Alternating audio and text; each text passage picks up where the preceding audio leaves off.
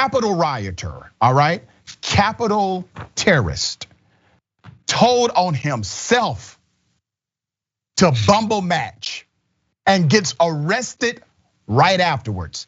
So his name is Andrew Taake of Houston. He faces various charges, including assaulting police officers after he admitted his participation in a deadly insurrection to someone he matched with on the dating app Bumble. I kid you not. A criminal complaint was filed against Taake, alleging that the Houston native attacked police officers on January 6th with a metal whip and pepper spray. The FBI said they received a tip on January 9th from a Bumble user who shared screenshots of their exchange. In it, Taake said he was pepper sprayed, tear gas, and hit with batons for peacefully standing there. Let's go to the picture. This is part of the surveillance footage, okay? Showing the whip held in his hand. The man came with a weapon, okay?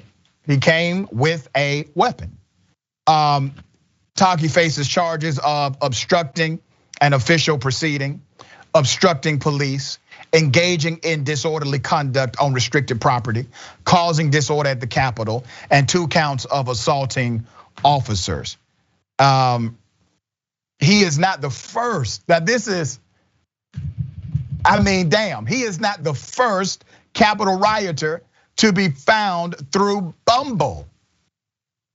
New Yorker Robert Chapman was arrested in April after also bragging about his participation on the app, eventually changing his Facebook profile picture to a photo from inside the Capitol.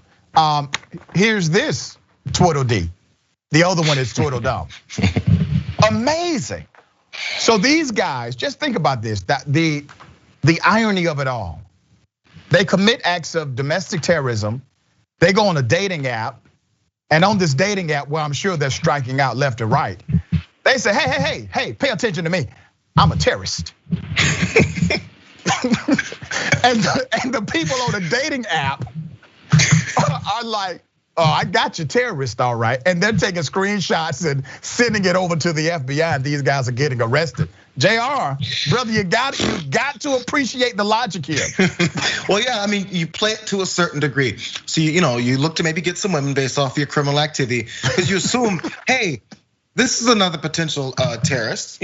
We talked about the terrorist group and the street gang in the first block here, about how they had so many women involved. It's like, this is a good opportunity for me to potentially raise my stock, show my street credibility, and make sure she knows that I'm a dangerous criminal, but not totally, because I didn't have a weapon. I just got pepper sprayed, I just got pepper sprayed. Because there's still a little bit in the back of his head thinking, I can't tell the whole story because she might think I'm dangerous the way that I am. So let me just let her know that I'm dangerous adjacent. Just make sure I'm living just on the corner of danger, enough for her to maybe want to date me. The logic just doesn't work out, but they keep doing it. So I remember this one particular moment. This Proud Boy back a few months ago was being interviewed by some lady just on a cell phone. And he said, the reason I show up to these events and do this stuff is because I have nothing else to do. I'm hanging out with folks, it's fun. I'm kind of a loser. He said all this. It's what I need to do to collectively get more people around me. Mm-hmm. It's a groupthink that these guys, they need it for fun. Imagine having fun by breaking the federal law and running up to the Capitol, and then going to brag about later because that's going to get you more credit with your community. It might make you want to rethink your community.